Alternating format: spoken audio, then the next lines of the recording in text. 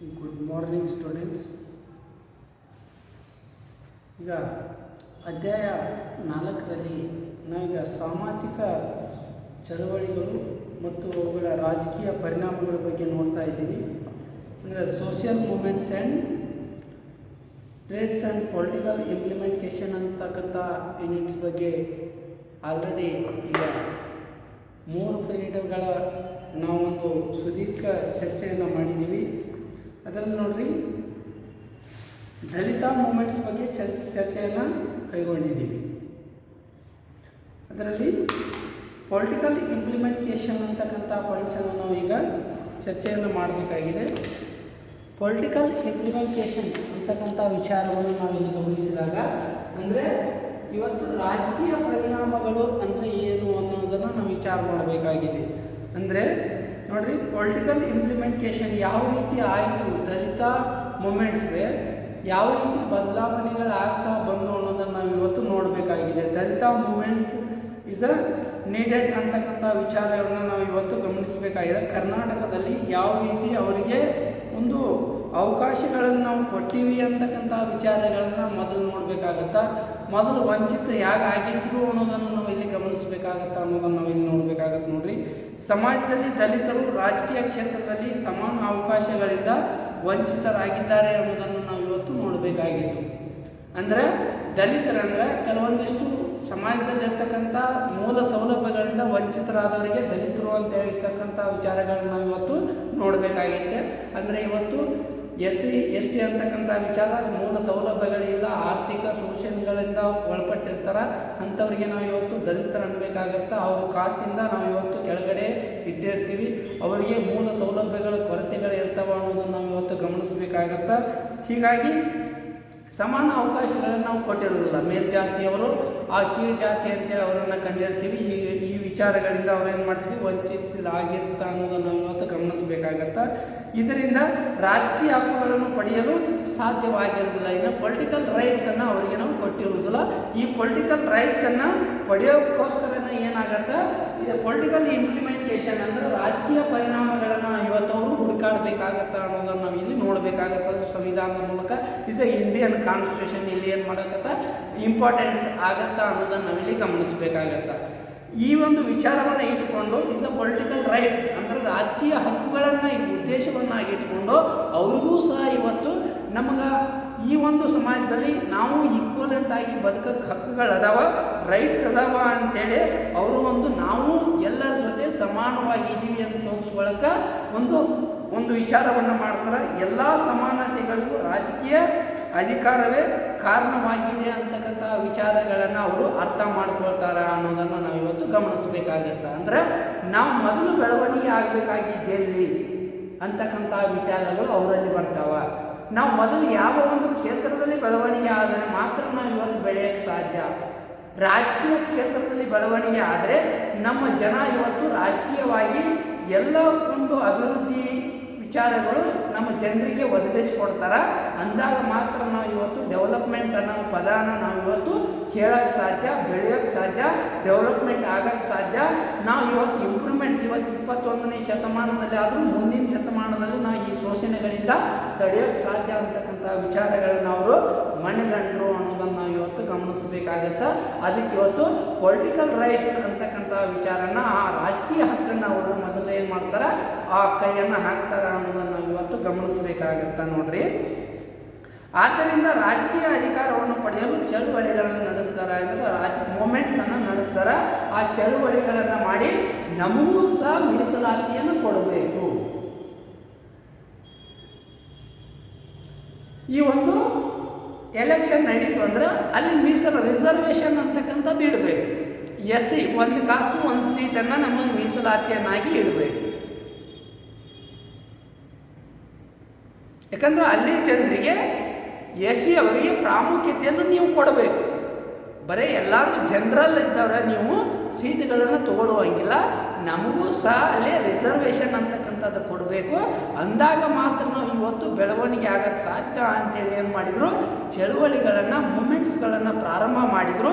ಅವತ್ತಿಂದ ಏನಾಯಿತು, ಬದಲಾವಣೆಯ ಗಾಳಿ ಬೀಸ್ತು ಅಂತಕ್ಕಂಥ ಅಂತಕ್ಕಂಥದ್ದನ್ನು ನಾವು ಇವತ್ತು ಗಮನಿಸಬೇಕಾಗತ್ತ.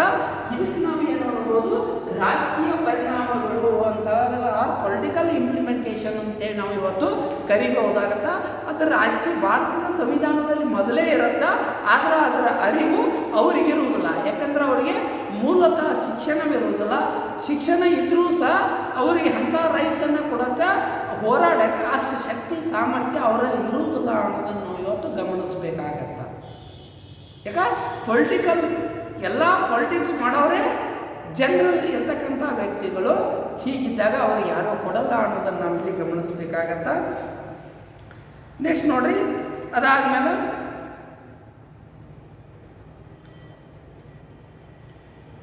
ಕರ್ನಾಟಕದ ದಲಿತ ಆಂದೋಲನಗಳು, ಮಹಾರಾಷ್ಟ್ರದಲ್ಲಿ ಅಸ್ಪೃಶ್ಯತೆ ಅನ್ಟಚೇಬಲ್ ಆಂದೋಲನಗಳು ಪ್ರಾರಂಭ ಆದವು ಅನ್ನೋದನ್ನು ನಾವಿಲ್ಲಿ ಗಮನಿಸಬೇಕಾಗತ್ತ. ಯಾವ ರೀತಿ ಈ ಆಂದೋಲನಗಳು ಪ್ರಾರಂಭ ಆದವು ಅನ್ನೋದನ್ನು ನೋಡಿದಾಗ, ಒಂದೇದು ಇದನ್ನು ನೋಡಿದಾಗ ಆಂದೋಲನಗಳಿಗೆ ಯಾವ ರೀತಿ ಪ್ರಾರಂಭ ಆದವು ಅನ್ನೋದಕ್ಕೆ ಒಂದು ಕಾರಣವನ್ನು ಕೊಡ್ತೀನಿ. ಕರ್ನಾಟಕದಲ್ಲಿ ದಲಿತ ಆಂದೋಲನ ಪ್ರಾರಂಭ ಆಯಿತು. ಇವತ್ತು SC ಅಂತ ಏನು ಕರಿತೀವಲ್ಲ, ಕರ್ನಾಟಕದಲ್ಲಿ ದಲಿತರು ಆಂದೋಲನವನ್ನು ಪ್ರಾರಂಭ ಮಾಡಿದರು. ನಮಗಿವತ್ತು ರಿಸರ್ವೇಷನ್ ಬೇಕು.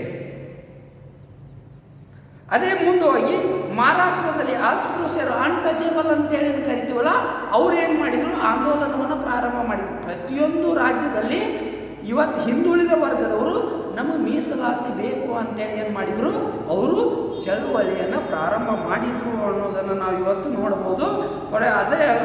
ಅದೇ ನೋಡಿದಾಗ ಆಂದೋಲನ ತಮಿಳುನಾಡಿನಲ್ಲಿ ಆದಿ ದ್ರಾವಿಡರು ಹಿಂದುಳಿದ ವರ್ಗದವರು ಆಂದೋಲನ, ಕೇರಳದಲ್ಲಿ ಪುಲ್ಲಯ್ಯ ಅಂತಕ್ಕಂಥ ವರ್ಗದವರು ಆಂದೋಲನ ಮಾಡಿದರು, ಪಂಜಾಬ್ನಲ್ಲಿ ಆದಿ ಧರ್ಮ ಆಂದೋಲನ, ಪಶ್ಚಿಮ ಬಂಗಾಳದಲ್ಲಿ ನಾಮಶೂದ್ರ ಅಂತಕ್ಕಂಥ ವರ್ಗ ಇನ್ನು ಆಂದೋಲನ ಹೆಸರಿನಲ್ಲಿ ಇತ್ತು ಅನ್ನೋದನ್ನು ನಾವಿಲ್ಲಿ ನೋಡ್ಬೋದು. ಹೀಗೆ ಬೇರೆ ಬೇರೆ ರಾಜ್ಯಗಳಲ್ಲಿ ದಲಿತ ಚಳವಳಿಗಳು ನಡೆಸಿದರು ಅನ್ನೋದನ್ನು ನಾವಿಲ್ಲಿ ಗಮನಿಸ್ಬೋದು.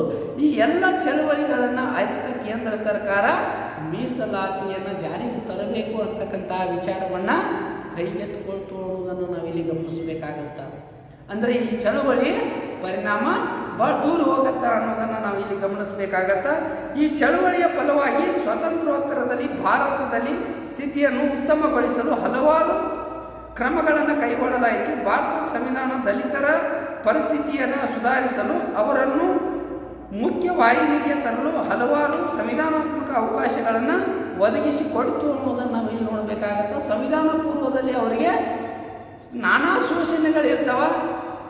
ಅವರು ಜೀತದಾಳಾಗಿ ದುಡಿತಾ ಇರ್ತಾರೆ, ಕಷ್ಟವನ್ನು ಪಡ್ತಾ ಇರ್ತಾರೆ. ಮೊದಲು ಕಷ್ಟವನ್ನು ಪಟ್ಟಿರ್ತಾರೆ, ಇನ್ನು ಮುಂದೂ ಅದೇ ಜೀವನ ಆಗಬಾರ್ದು ಅಂತ ಏನೇ ಮಾಡ್ತಾರೆ, ಸ್ವತಂತ್ರ ನಂತರದಲ್ಲಾದರೂ ಸಹ ಫ್ರೀಡಮ್ ಆಲ್ ಆರ್ ಈಕ್ವಲ್ ಅಂತಕ್ಕಂಥ ಪದನ ತರಬೇಕು ಅಂತಕ್ಕಂಥ ವಿಚಾರಗಳನ್ನು ಸಂವಿಧಾನದಲ್ಲಿ ಕೊಡಬೇಕು ಅಂತಕ್ಕಂಥ ರೈಟ್ಸ್ಗಳನ್ನು ಈ ಸಂವಿಧಾನದಲ್ಲಿ ಬರೀತಾರೆ ಅನ್ನೋದನ್ನು ನಾವು ಇಲ್ಲಿ ಗಮನಿಸಬೇಕಾಗತ್ತ.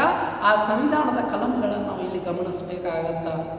ಅದಕ್ಕೋಸ್ಕರ ಡಾಕ್ಟರ್ BR ಅಂಬೇಡ್ಕರ್ ಅವರು ಏನು ಮಾಡ್ತಾರೆ, ಸಂವಿಧಾನದಲ್ಲಿ ಒಂದು ಕಲಮನ್ನು ಗುರುತಿಸ್ತಾರೆ.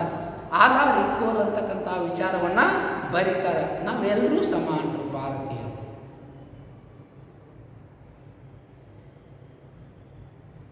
ಇಡ್ತಾರ, ಮೂಲವಾಗಿ ಪೂರ್ವ ಪೀಠಿಕೆಯಲ್ಲೇ ಇಡ್ತಾರ. ಅದರ ನಂತರದಲ್ಲಿ ನೋಡ್ರಿ, ಇದಾದಮೇಲೆ ಭಾರತದ ಸಂವಿಧಾನವನ್ನು ಸುಧಾರಿಸಲು ಇವರು ದಲಿತರ ಸ್ಥಿತಿಗತಿಗಳನ್ನು ಸುಧಾರಿಸಲು ಮುಖ್ಯ ವಾಹಿನಿಗೆ ತರಲು ಅವರನ್ನು ಅಂದರೆ ಡೆವಲಪ್ಮೆಂಟ್ ಮಾಡುವ ಸಲುವಾಗಿ, ಅಂದರೆ ಹಿಂದುಳಿದವರು ಹಿಂದುಳಿದೇ ಬೇಡ ಅಂತೇಳಿ ಮುಖ್ಯ ವಾಹಿನಿಗೆ ತರಲು ಅವ್ರಿಗೂ ಸಹ ನಾವು ಇವತ್ತು ಬದಲು ಮಾಡಬೇಕು.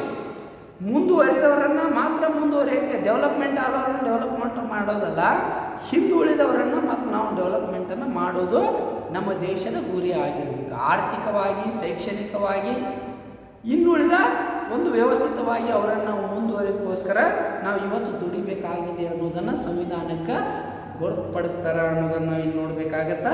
ಅದಕ್ಕೋಸ್ಕರ ಕೆಲವು ಸಂವಿಧಾನದ ನಿಯಮಗಳನ್ನು ಜಾರಿಗೆ ತರ ಆ ಸಂವಿಧಾನದಲ್ಲಿ ಬರೆದಿಡ್ತಾರೆ. ಒಂದೇದು ನೋಡ್ರಿ, equality before the law, article 14 ಅಂತಕ್ಕಂಥದ್ದನ್ನು ನಾವು ಇಲ್ಲಿ ನೋಡಬೇಕಾಗತ್ತ. ಆರ್ಟಿಕಲ್ 14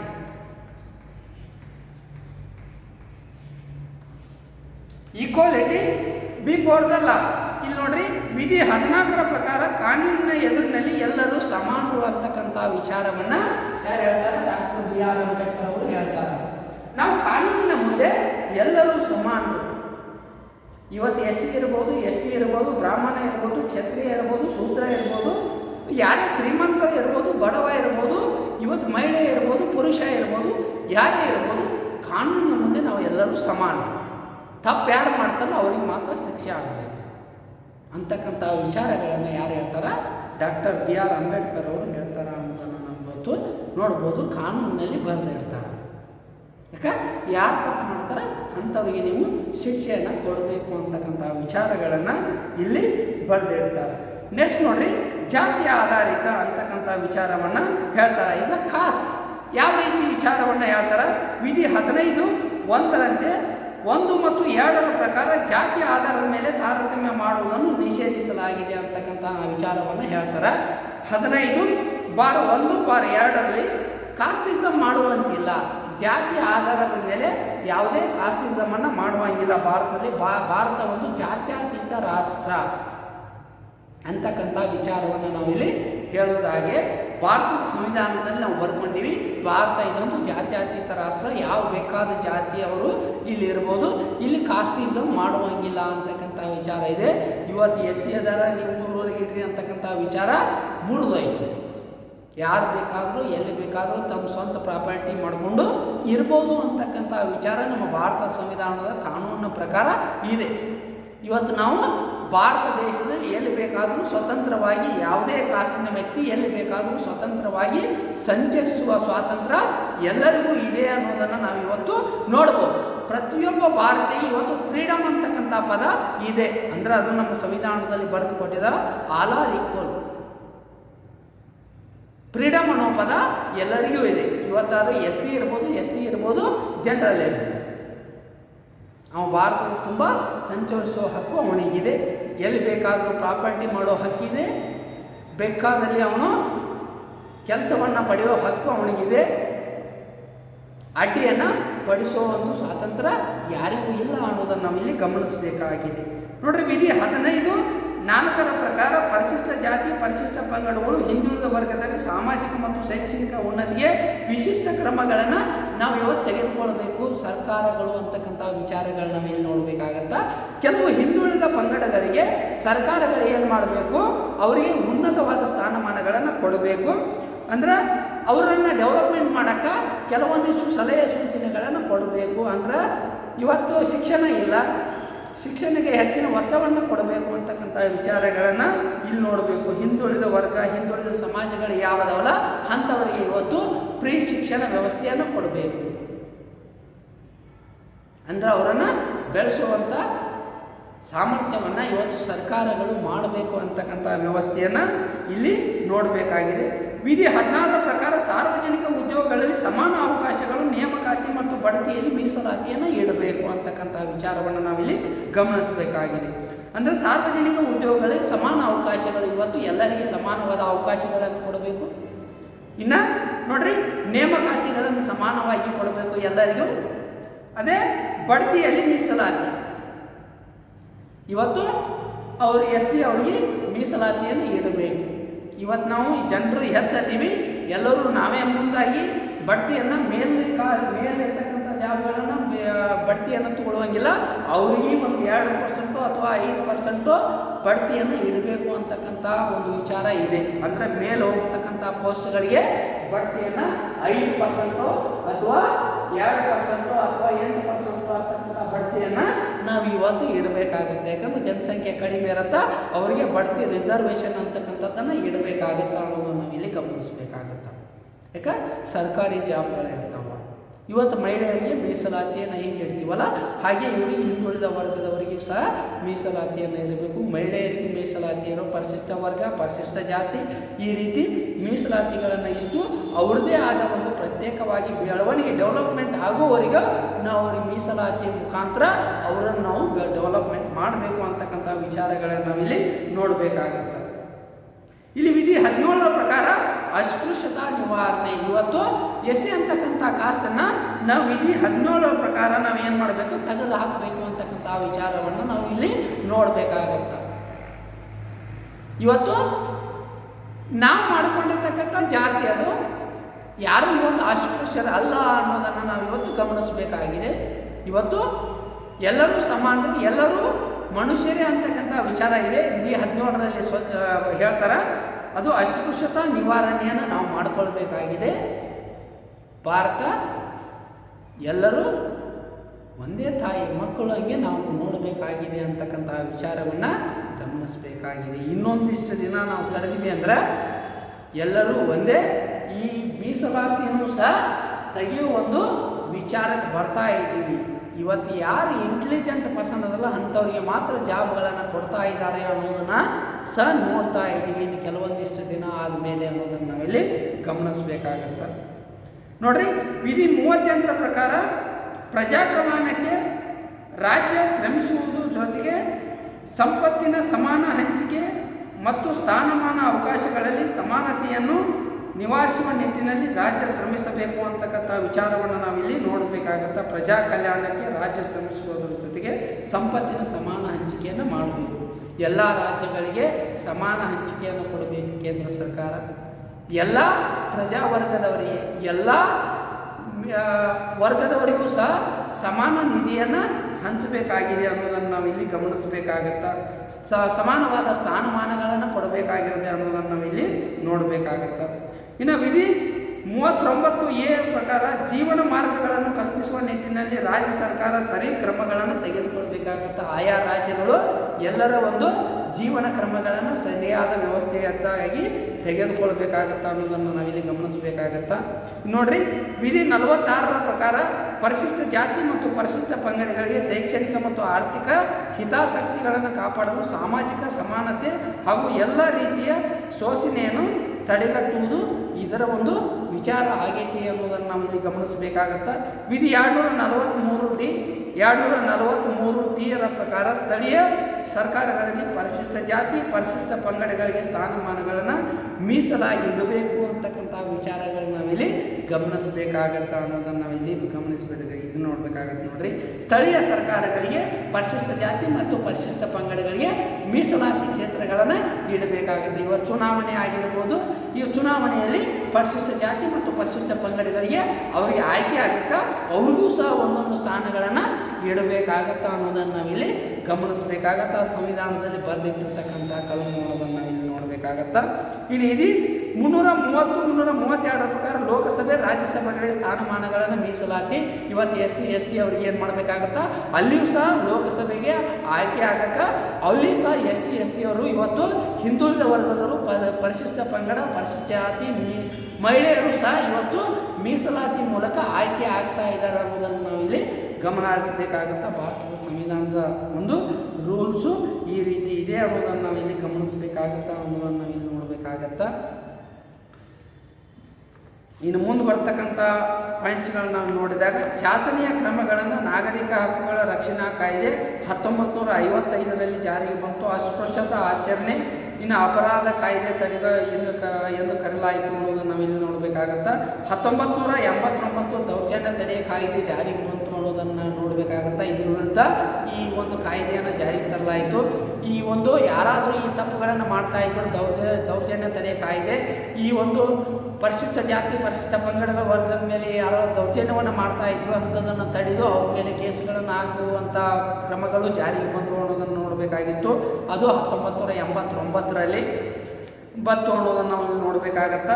ಇನ್ನು ದಲಿತರ ಹಕ್ಕುಗಳ ರಕ್ಷಣೆಗೆ ಉತ್ತಮ ವ್ಯವಸ್ಥೆಯನ್ನು ಅವಕಾಶಗಳನ್ನು ಕಲ್ಪಿಸಿಕೊಳ್ಳಾಯಿತು ಅನ್ನೋದನ್ನು ನಾವು ಇಲ್ಲಿ ನೋಡಬೇಕಾಗಿತ್ತು. ಅವ್ರಿಗಾಗಿ ಒಂದು ಆಯೋಗವನ್ನು ರಚನೆ ಮಾಡಿತು. ಅವ್ರಿಗಾಗಿ ಹಕ್ಕುಗಳನ್ನು ಇವತ್ತು ರಚಿಸಲ್ಪಟ್ಟು ಅನ್ನೋದನ್ನು ನಾವು ನೋಡಬೇಕಾಗಿತ್ತು. ಅವ್ರಿಗಾಗಿ ಇವತ್ತು ಎಷ್ಟೋ ಸ್ಪೆಸಿಲಿಟಿಗಳದಾವ. ಅವರ ಉನ್ನತಿಗಾಗಿ ಇವತ್ತು ಸುಮಾರು ಮೀಸಲಾತಿ ಕ್ಷೇತ್ರಗಳನ್ನು ರಚನೆ ಮಾಡಿತು. ಚುನಾವಣೆಯಲ್ಲಿ ಮೀಸಲಾತಿ, ಇವತ್ತು ಶಿಕ್ಷಣಕ್ಕಾಗಿ ಆದ್ಯತೆಯನ್ನು ಕೊಡಲಾಗಿದೆ. ಇವತ್ತು ಅವರ ಒಂದು ಬೆಳವಣಿಗೆ ಸರ್ಕಾರ ಆಗಿರ್ಬೋದು, ಕೇಂದ್ರ ಸರ್ಕಾರ ಆಗಿರ್ಬೋದು, ಸ್ಥಳೀಯ ಸರ್ಕಾರಗಳಾಗಿರ್ಬೋದು, ಇವತ್ತು ಗ್ರಾಮ ಪಂಚಾಯಿತಿಯಲ್ಲಿ ಆಗಿರ್ಬೋದು, ಎಲ್ಲವೂ ಸಹ ಇವತ್ತು SC ST ಅವರ ಒಂದು ಬೆಳವಣಿಗೆ ಇವತ್ತು ಡೆವಲಪ್ಮೆಂಟ್ ಅನ್ನೋಕ್ಕೋಸ್ಕರ ಇವತ್ತು ಎಲ್ಲವೂ ಸಹ SC ST ಅವರಿಗೆ ಇವತ್ತು ಮುಖ್ಯ ಆದ್ಯತೆಯನ್ನು ಕೊಡ್ತಾ ಇದೆ ಅನ್ನೋದನ್ನು ನಾವು ಇವತ್ತು ಅರಿಬೇಕಾಗಿದೆ ಅನ್ನೋದನ್ನು ನಾವು ಇಲ್ಲಿ ನೋಡಬೇಕಾಗಿದೆ. ಇನ್ನು ಹಿಂದುಳಿದ ವರ್ಗಗಳ ಚಳವಳಿಗಳನ್ನು ನಾವು ಇವತ್ತು ಮುಂದಿನ ಒಂದು ಪೀರಿಯಡಲ್ಲಿ ನೋಡೋಣ ಅಂತಕ್ಕಂಥ ವಿಚಾರವನ್ನು ನೋಡೋಣ. Okay, thank you one and all.